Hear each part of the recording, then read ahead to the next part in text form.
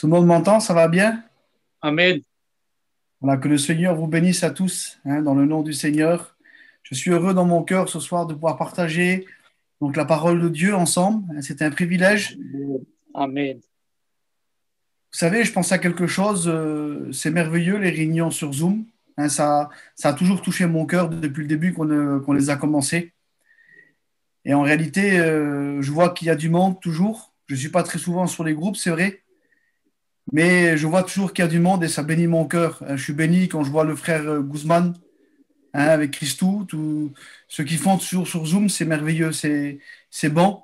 Parce que c'est vrai qu'il y en a en réalité qui ne peuvent pas venir, qui ne peuvent pas écouter la parole de Dieu. Et puis ça leur permet, d'écouter la parole du Seigneur et je trouve que c'est très important. Parce que justement, dans les temps où on vit, frères et sœurs, amis, on vit des moments qui sont très difficiles. Et aujourd'hui, ce qu'on a besoin plus que tout, c'est la parole de Dieu. Alors, béni soit le Seigneur pour ce moyen. Béni soit Dieu. Parce que ce soir, vous allez écouter la parole de Dieu encore une fois. Vous savez, quand la Bible elle est ouverte, c'est Jésus qu'on entend parler. Amen. Alors je bénis le Seigneur ce soir, parce qu'il va y avoir un mot pour chacun, je le crois de tout mon cœur, parce que c'est la parole de Dieu qui va être annoncée.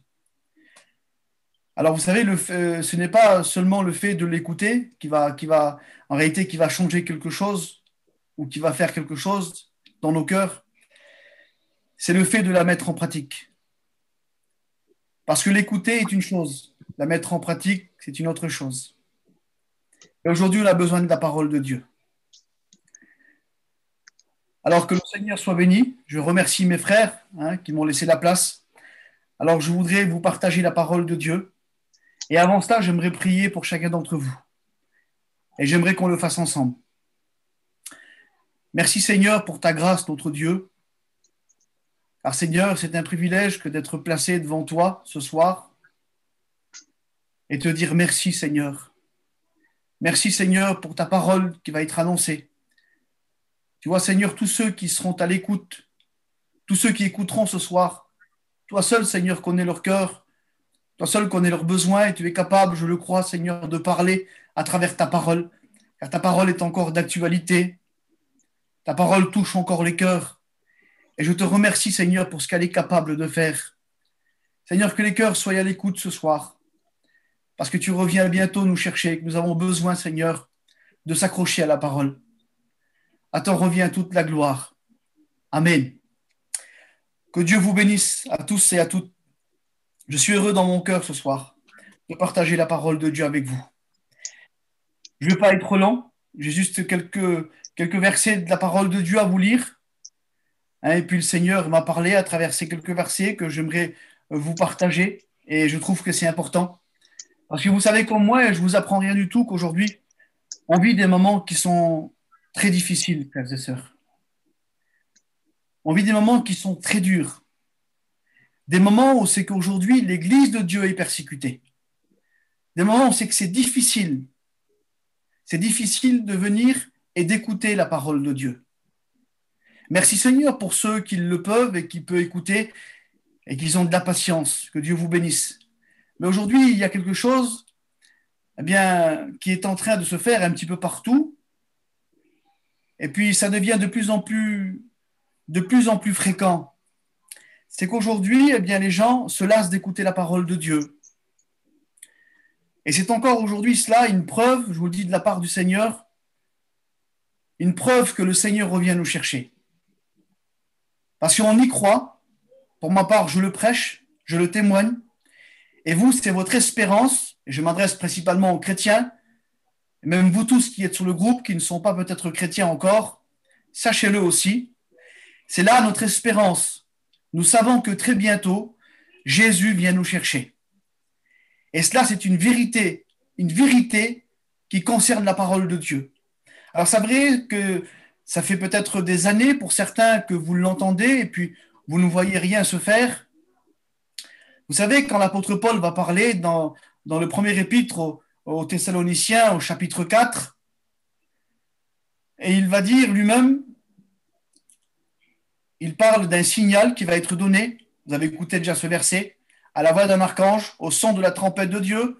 Il dit que les morts en Christ, les morts qui sont en Christ, ressusciteront premièrement, et nous les vivants qui sommes restés, nous partirons à la rencontre du Christ sur les nuées des cieux. Merci Seigneur. Mais il y a quelque chose qu'il dit, je l'ai dit, je ne sais pas si vous avez fait attention, il dit « nous les vivants, nous partirons à la rencontre du Christ ». Et celui qui le prêche. Ça veut dire que l'apôtre, en son temps quand il prêchait, et ce n'est pas maintenant, eh bien l'apôtre déjà lui, il se met dans l'enlèvement de l'Église. Il dit « nous les vivants ». Pour lui, il allait voir l'enlèvement de l'Église parce qu'il prêchait au peuple, il disait « nous les vivants, nous partirons à la rencontre du Christ ». Alors l'apôtre Paul était en train de prêcher et puis d'expliquer là que lui allait faire partie. Il se met dans l'enlèvement. Et du temps est passé, frères et sœurs. Je ne sais pas exactement les années, mais ce n'était pas longtemps après Jésus-Christ. Et Jésus, ça fait déjà 2000 ans. Alors imaginez-vous que l'apôtre Paul, déjà en 100 ans, il pensait que Jésus allait revenir. Et bien d'autres, combien de personnes, je vous dis de la part de Dieu, auraient désiré voir aujourd'hui ce que nous voyons. Mais d'un côté, je vous dis de la part du Seigneur, il va falloir être très attentif à ce que la parole de Dieu nous dit à chaque fois qu'elle sera prêchée. Parce que d'un côté, c'est une bénédiction que de voir l'enlèvement de l'Église, merci Seigneur, et je le crois de tout mon cœur qu'on le verra. Mais de l'autre côté, je vous dis de la part du Seigneur, il va falloir vraiment s'accrocher et être fort. La Bible dit même, prends garde toi qui es debout de ne pas tomber. Les moments vont être de plus en plus difficiles. Est-ce que ça, vous le croyez? Alors, à vous tous qui écoutez, dans votre voiture, dans votre caravane, dans votre maison, là où vous êtes assis maintenant, je vous en supplie au nom de Jésus-Christ. Pensez-y fortement maintenant dans votre cœur. Seigneur, c'est chacun pour vous, pour soi-même. Dites-le dans votre cœur maintenant. Seigneur, ça va être de plus en plus dur. Est-ce que, Seigneur, je veux faire partie de ceux qui persévérera jusqu'à la fin? La question t'est posée. Parce qu'il y a des conditions dans la parole de Dieu. Dieu nous appelle à devenir des soldats. Dieu nous appelle à devenir des hommes de Dieu, des femmes de Dieu pour vous, mes sœurs. Et il va falloir s'y tenir parce que les épreuves, parce que les difficultés ne vont pas aller en diminuant, malheureusement. Regardez ce qu'a dit Jésus. Lui-même, il va le dire dans l'évangile de Matthieu, chapitre 24, verset 12. Jésus lui-même prend la parole, notre maître, notre sauveur. Il prend la parole et il va dire ces mots-là. Et parce que l'iniquité se sera accrue, l'amour du plus grand nombre se refroidira. Le verset 12. Il dit, l'iniquité se sera accrue. Il parle ici de l'iniquité, c'est-à-dire la transgression, la méchanceté, le péché dans son comble, frères et sœurs. Et regardez vous-même, faites aujourd'hui l'analysation, analysez la chose. Regardez autour de vous la méchanceté qu'il y a. Pour ceux qui ont une télévision, je ne vois jamais la télévision, c'est rare, mais quand je l'allume, je vois la criminalité qui monte en son grade. Je vois la désolation aujourd'hui des pays. Je vois la méchanceté des hommes. Et ça augmente, frères et sœurs. L'iniquité, la transgression, la méchanceté augmente. Lorsqu'elle se sera accrue, ça veut dire qu'elle se multipliera encore et encore. Elle va se multiplier de jour en jour. Elle augmentera de jour en jour et elle ne diminuera pas pour peut-être, s'il y en a qui pensent que ça ira mieux demain ou dans un mois, détrompez-vous, ça n'ira jamais mieux. Il y aura des moments où c'est qu'on respirera peut-être un petit peu, où c'est qu'on sentira un petit peu un soulagement, mais ça ne pourra jamais aller de mieux en mieux. Alors, il dit au verset 13, lorsque l'iniquité se sera accrue, l'amour du plus grand nombre, il parle d'un grand nombre, d'une majorité. Il dit cette majorité-là sera refroidie, elle se refroidira. Vous savez, le mot refroidissement, c'est une métaphore d'un amour, en réalité, qui va s'affaiblir de plus en plus. C'est l'amour de Dieu, selon Romains chapitre 5, verset 5, que nous avons reçu dans notre cœur par le Saint-Esprit. Et cet amour-là, c'est les chrétiens qui le reçoivent quand ils se convertissent, leur cœur se met à chambouler, ils deviennent une créature nouvelle, et là on reçoit un amour, les chrétiens. Vous savez de quoi je parle? C'est bien de cet amour-là qu'il est parlé. Cet amour-là, du plus grand nombre dans la majorité, se refroidira. C'est un amour qui va aller d'affaiblissement en affaiblissement. Alors que normalement, il devrait augmenter. Là, il va s'affaiblir. C'est Jésus lui-même qui le dit. Alors, quand Jésus parle, c'est Jésus qui parle, frères et sœurs, amis. Ce n'est pas un homme. C'est écrit dans l'évangile de Matthieu 24 et au verset 12. Au verset 13, il dit, et cela, c'est une bonne nouvelle et ça devrait nous réjouir, celui qui persévérera jusqu'à la fin sera sauvé. Que son nom soit béni. Celui qui persévérera jusqu'à la fin, il va y avoir une fin, c'est Jésus qui le dit, mais il faudra persévérer. Il faudra persévérer. Jacques dit au chapitre 1, verset 3, « Chassant que l'épreuve de la foi produit la patience. » Des fois, on passe des épreuves pour chacun, et puis pour la plupart, et on n'en est pas content. Limite, on se rebelle. Qu'est-ce qui se passe? Pourquoi je passe des difficultés ainsi? Mais ça ira pas de mieux en mieux. Un chrétien reçoit les armes de l'esprit. Quand on se donne notre vie à Dieu, Dieu ne nous laisse pas orphelins. Il nous donne tout ce qu'il faut pour combattre et pour réussir. Et quand on regarde, eh bien, l'épreuve, dit-il Jacques, l'épreuve de la foi produit la patience. On a besoin de patience. On a besoin de persévérer. On a besoin de persévérer parce que c'est celui qui sera patient, celui qui persévérera jusqu'à la fin. C'est celui-là, en réalité, qui sera sauvé. Vous savez, une persévérance, ça veut dire continuer de faire ce qu'on a résolu dans notre cœur. Quand on a donné notre cœur à Dieu, ou celui qui donne son cœur à Dieu, il résolut en lui-même, eh bien, de faire quelque chose. Alors, qu'est-ce qu'il fait? Il continue de faire ce qu'il a résolu. Et il continue dans cet élan. Et il ne va pas aller en diminuant normalement. C'est ça, persévérer. Moi, je continue à faire ce que j'ai résolu depuis le début, il y a 12 ans. J'ai donné mon cœur à Dieu. Je continue à persévérer. Je sais qu'un jour, mes yeux verront Jésus. Alors, les épreuves s'enchaînent. Les difficultés s'enchaînent. Et quand je regarde la parole de Dieu, elles ne diminueront pas. Elles ne s'arrêteront pas. Même, regardez, l'apôtre Paul va confirmer à Timothée, dans son second épître, au chapitre 4, verset 3, il va parler du temps. Il dit, « Car il viendra un temps, dit-il. » Et frères et sœurs, vous savez, quand on regarde dans le mot, pour voir sa signification, dans le mot « temps », dans ce verset de la Bible, 2 Timothée 4, 3, il dit « Quand il viendra un temps », quand on regarde le mot, dans sa signification, ça veut dire l'époque. C'est le mot « kairos » en grec, c'est l'époque, quand il viendra une époque. Donc, Paul annonce à Timothée quelque chose, mais en un mot, il dit, il va venir une époque. Quand il viendra un temps où les hommes, il viendra un temps où les hommes, il viendra une époque, dit-il. Et c'est Paul qui parle à Timothée, et c'est pas maintenant, c'est pas hier, il n'y a pas 10 ans. Il dit où les hommes ne supporteront plus la saine doctrine. Et quand on dit le mot doctrine, on est obligé de parler de l'enseignement de la parole de Dieu et de l'instruction de notre Sauveur Jésus-Christ qu'il donne à travers sa parole, à travers les hommes qui sont choisis.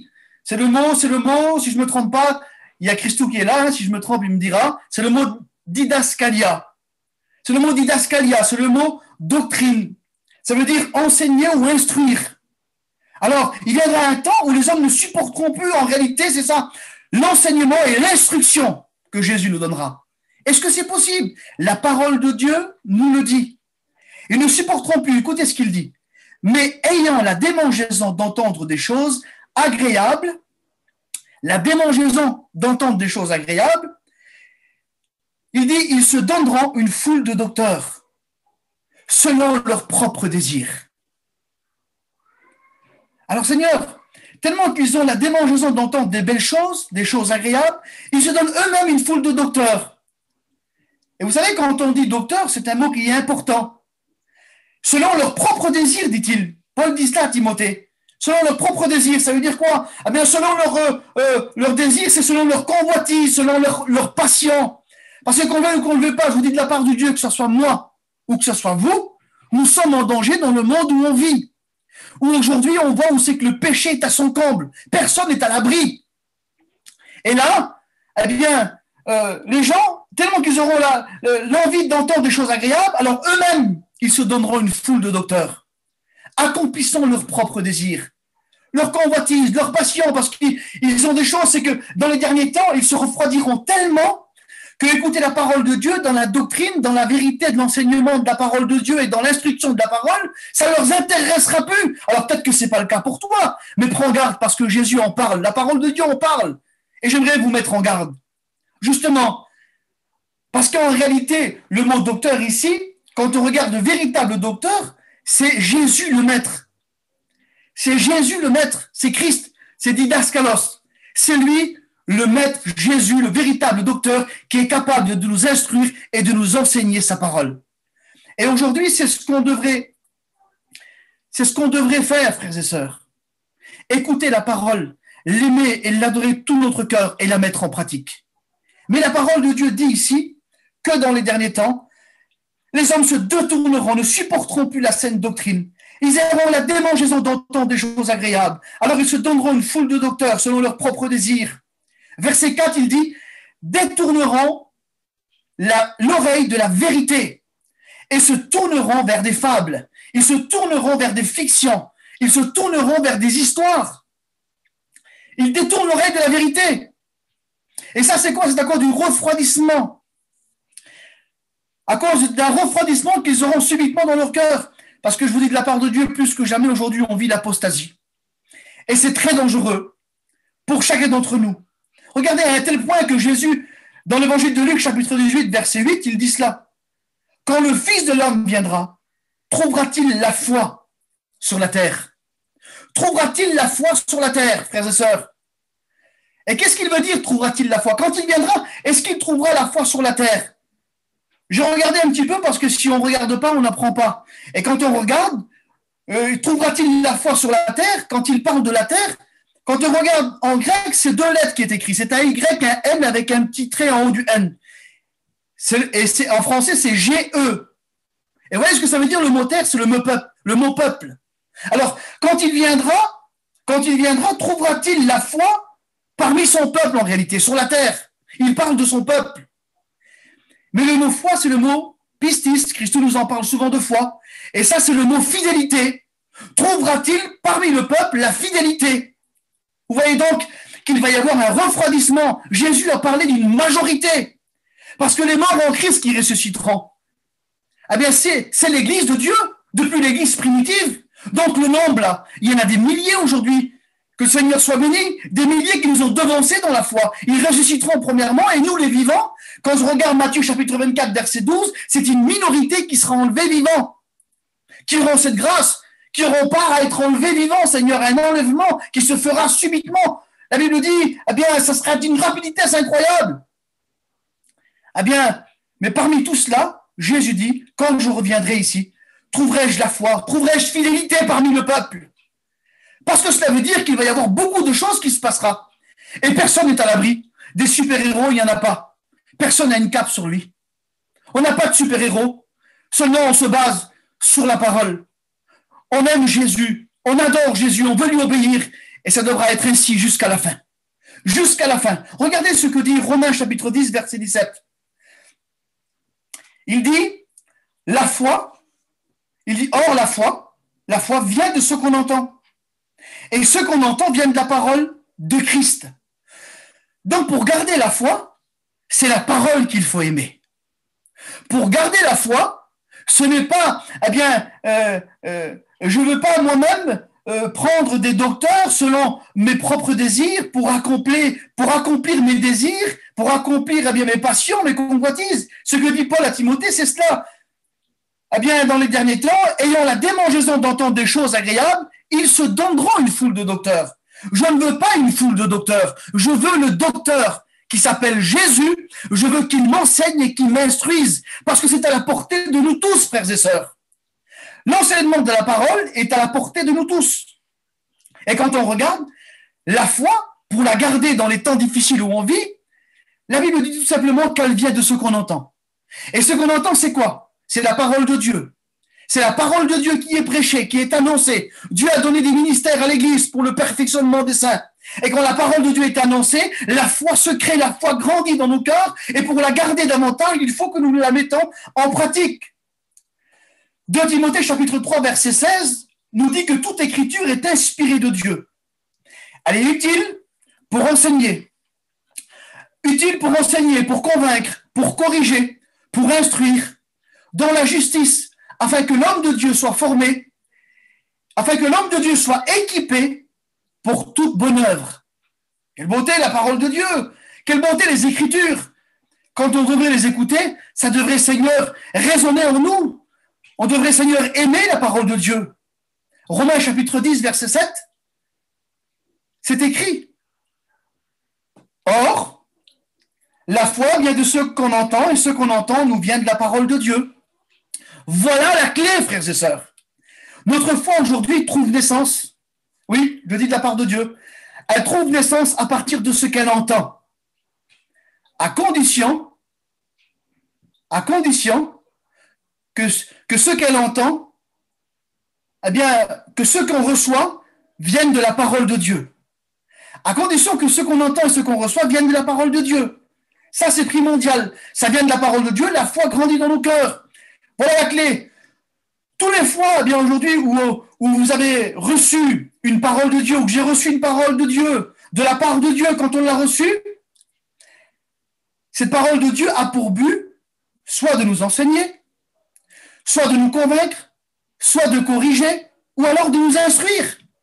Et le psaume le confirme au chapitre 32, verset 8. Il dit, je t'instruirai et je te montrerai la voie que tu dois suivre, je te conseillerai. Alors j'ai envie de dire, Seigneur, conseille-moi, toi qui es appelé le consolateur, le conseiller spirituel. Instruis-moi, Seigneur, à travers ta parole. Je ne veux pas perdre la foi. Je ne veux pas me laisser avoir par l'apostasie. Oui, qui ronge les membres, je dirais même comme une gangrène. Seigneur Jésus-Christ, alors il n'en est pas question que je fasse partie de cette majorité. Seigneur, j'aurai le regard sur toi. En effet, Dieu soutient toutes choses, frères et sœurs. Il soutient toutes choses par quel moyen? De quelle manière? Par sa parole. Ainsi sera-t-il de notre foi, si elle repose en lui. Il faut que notre foi repose en lui. Et la foi vient de ce qu'on entend. Et ce qu'on entend vient de la parole. Alors quand j'écoute la parole, comme a dit tout à l'heure Cindy, de la barrière verte, c'est écrit comme ça sur son titre, que Dieu la bénisse. Elle dit, c'est une source que je bois. La parole est une source que je bois. Elle me nourrit comme un pain qui a un bon pain tout chaud qui me donne à manger. Elle me donne à manger, elle me donne à boire. Elle est pour moi le meilleur aujourd'hui, la parole de Dieu. Et je l'aime et nous devons l'aimer parce qu'on vit les derniers temps.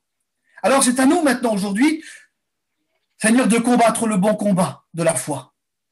Si on veut faire partie de la minorité, il faudra combattre, frères et sœurs. Regardez. C'est-à-dire que dans les derniers temps, cette majorité n'aimeront plus la parole de Dieu. Ils n'aimeront plus écouter la parole de Dieu. Puisque la foi vient de ce qu'on entend. Et ce qu'on entend vient de la parole. Alors si on n'entend plus la parole, qu'on n'aime plus entendre la parole, si on se donne une foule de docteurs qui accomplira nos propres désirs, nos passions, qui accompliront bien nos désirs, nos convoitises, parce qu'on ne sait pas ce qui se passe dans le cœur des gens, mais Dieu sait, lui. Je vous dis de la part de Dieu. Et puis on ne peut pas dire, ouais, je suis un surhomme, il n'y a pas de surhomme parmi nous, il n'y a pas de surfemme, pas comment on peut dire. On a tous besoin au même degré de Dieu, parce qu'il est lui-même la source aujourd'hui qui nous donne ce qu'il faut pour chacun d'entre nous. Il a promis dans sa parole qu'il sera avec nous tous les jours jusqu'à la fin des temps. Apocalypse chapitre 2, verset 4 nous dit, « Mais ce que j'ai contre toi, c'est que tu as abandonné ton premier amour. » Tu as abandonné ton premier amour. Tu as abandonné. Tu n'as pas résisté. Celui qui abandonne dans ce verset de la Bible, c'est celui qui ne résiste pas. Voilà comment ça se fait que, eh bien, un cœur peut-il se laisser prendre par l'apostasie. Ce que j'ai contre toi, c'est que tu as abandonné. Tu n'as pas résisté. Tu as abandonné ton premier amour. Et je te rappelle quelque chose, comme je me le rappelle à moi-même. C'est qu'aujourd'hui, quand je me rappelle ma conversion, ça a été le début, mon premier amour, l'impact que j'ai eu. Quand j'ai regardé, quand je suis entré, comme le dit la parole, dans le sanctuaire de Dieu, et que pour la première fois de ma vie, j'ai senti la présence de Dieu et que Dieu a changé ma vie, quand j'ai reçu la nouvelle naissance comme tu l'as reçu, cet impact que nous avons reçu, ça a été l'amour de Dieu qui a été répandu dans mon cœur, dans ton cœur par le Saint-Esprit. Et là, le Seigneur dit dans l'Apocalypse, ce que j'ai contre toi, c'est que tu as abandonné ton premier amour. Alors, dans les derniers temps, un grand nombre se refroidiront, beaucoup perdront la foi. Jésus dit, trouverai-je la foi parmi mon peuple quand je reviendrai? Trouverai-je fidélité? Comment se fait-il? Ce que j'ai contre toi, c'est que tu as abandonné ton premier amour. C'est quel amour? C'est quoi qui a changé ta vie? C'est quoi qui a changé ma vie? C'est qui a changé notre vie? N'est-ce pas la parole de Dieu? N'est-ce pas le Christ? La parole qu'un jour s'est faite chair. Et cette parole encore aujourd'hui qui est d'actualité. Guzman l'a dit tout à l'heure, il n'est pas resté à la croix mort. Bien plus que cela, il est ressuscité. Et il nous a justifiés. Alors aujourd'hui, ce premier amour, ce que j'ai contre toi, n'abandonnez pas le premier amour. C'est la parole de Dieu.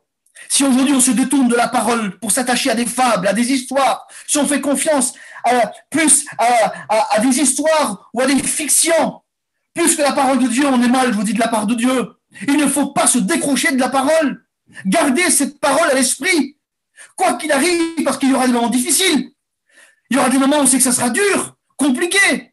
Il y aura des jours où on va se lever, peut-être qu'on sera énervé. Et puis là, tout autour de nous va se ranger et tout va être mis en place pour qu'on pêche et puis pour que les choses se manifestent d'une manière qu'on ne veut pas. À ce moment-là, il faudra garder la foi. À ce moment-là, il faudra se rappeler que la parole de Dieu qui a frappé à nos cœurs et qui est rentrée dans nos cœurs, elle a un nom. Elle s'appelle Jésus. C'est le Fils de Dieu. Et cette parole-là, aujourd'hui, nous ne devons pas l'abandonner. Nous ne devons pas abandonner ce premier amour. C'est la parole qui a touché notre cœur et qui nous a transformés. Parce qu'aujourd'hui, le Seigneur, il ne veut pas de mélange. Ça, vous le savez très bien. Il n'accepte pas le mélange. Qu'est-ce qui se passe quand on regarde Apocalypse chapitre 3, versets 14 à 16? Il dit, écrit à l'ange de l'église de Laodicée. Il dit, voici ce que dit l'Amen, le témoin fidèle, le véritable. Le principe de la création de Dieu. Il dit, je connais tes œuvres. Qui nous connaît mieux que lui? Je sais que tu n'es ni froid, ni bouillant. Puisses-tu être froid ou bouillant? Il te demande de choisir. Ainsi, parce que tu es tiède, il ne faut surtout pas être tiède, frères et sœurs. C'est la Bible qui le dit, vous pourrez le lire dans Apocalypse chapitre 3 et verset 15. Ainsi, parce que tu es tiède et que tu n'es ni froid ni bouillant, je te vomirai de ma bouche. C'est Dieu qui parle. Je te vomirai de ma bouche. Je m'excuse de l'expression, je le dis, c'est la Bible qui le dit.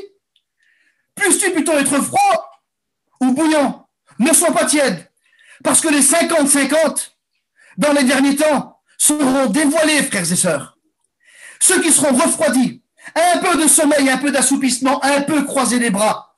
L'apôtre dit, une ruine soudaine vous surprendra. Alors, je te vomirai de ma bouche. Je m'excuse, mais cela veut dire cela. Il va faire un rejet. Il fera un rejet, frères et sœurs. Ça ne passera pas. Je vous dis de la part de Dieu. Pourtant, la Bible dit ici, quand on regarde et quand on regarde bien ce que cela veut dire, ça ne veut pas dire automatiquement qu'ils vont déclarer que j'ai tombé, je suis tombé, non, ça y est, je suis plus chrétien, je suis reparti dans le monde, je suis froid, je suis congelé même limite. Non, non, non. Ils seront tièdes. Ça veut dire qu'ils garderont quand même 50%. 50% par rapport aux choses de Dieu qu'ils avaient reçues et 50% des choses qui sont au dehors. Et là, c'est un danger, c'est la parole de Dieu qui le dit. Il dit, je te vomirai de ma bouche. Je vous dis de la part du Seigneur, l'apostasie aujourd'hui est au milieu de nous. L'iniquité est en train de croître. Le péché est en train de monter de plus en plus et elle continuera à croître demain. Ça n'ira pas mieux.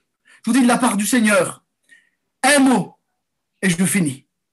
Gardez la foi. Gardez la foi. De quelle manière on doit croire? La parole de Dieu, je vous en supplie. Aimez-la. C'est Jésus la parole. C'est notre sauveur la parole. Un serviteur de Dieu va prêcher, que ce soit n'importe qui d'entre nous, que Dieu soit béni. S'il ouvre la parole et puis qu'il prêche la parole de Dieu, eh bien c'est la parole. C'est qui? C'est Jésus qui est annoncé. Gardez la parole, je vous en supplie. On va avoir des moments, je ne vais pas vous faire peur. C'est pas mon but, mais on doit s'y attendre. Il y aura des moments difficiles, plus difficiles de ce qu'on a vécu jusqu'à maintenant. Et là, il faudra être fort. Il faudra s'accrocher. Mais où je vais m'accrocher, Anglo? Où je vais être fort? Je m'accroche à la parole de Dieu. Je vais faire partie de cette minorité qui sera enlevée. Quelle grâce! Quelle merveille, Seigneur Jésus-Christ. Un jour, nos yeux le verront. Nous le contemplerons tel qu'il est. On n'aura plus besoin de marcher par la foi, mais là, on marchera par la vue. Pourquoi? Parce qu'on s'est détourné autrefois des choses qu'on adorait dans le monde. Et puis là, on est venu à Jésus-Christ. Nous avons demandé pardon, on s'est mis devant lui et il a changé notre vie. C'est une relation véritable que nous vivons. Ce n'est pas n'importe quoi. Jésus est vivant, Jésus est vivant, il est tout puissant. Nous l'adorons pour ce qu'il est, pour ce qu'il donne. Alors jusqu'à la fin, comme il dit la parole de Dieu, celui qui persévérera jusqu'à la fin, frères et sœurs, celui-là sera sauvé. Que Dieu vous bénisse. Merci pour ta grâce, Seigneur, et je bénis ton nom pour ta parole de Dieu. Je veux persévérer, Seigneur, jusqu'à la fin, avec tout ce que ta parole me donnera. Je veux, Seigneur, la prendre dans mon cœur et la serrer. Je veux l'écouter, je veux la mettre en pratique. Seigneur, c'est toi qui as changé ma vie. Seigneur, c'est toi qui m'instruis. Seigneur, c'est toi, Seigneur, aujourd'hui qui conduit ma vie. Et Seigneur, bientôt tu reviens. Je veux faire face à toutes ces épreuves. Merci, Seigneur, pour toute chose qui se passe dans ma vie. Parce que toute chose qui se passe, Seigneur, dans ma vie, ne fera, Seigneur, que me faire grandir avec toi. Puisque l'épreuve de la foi produit la patience, la persévérance. Oui, Seigneur, mon amour avec toi grandira encore plus. Je ne veux pas abandonner cet amour-là, mais je veux m'y attacher à ce premier amour. Oui, ta parole de Dieu, je veux l'aimer encore plus, Seigneur, parce qu'elle est ta parole véritable. À toi revient toute la gloire, Jésus-Christ. Amen. Que Dieu vous bénisse.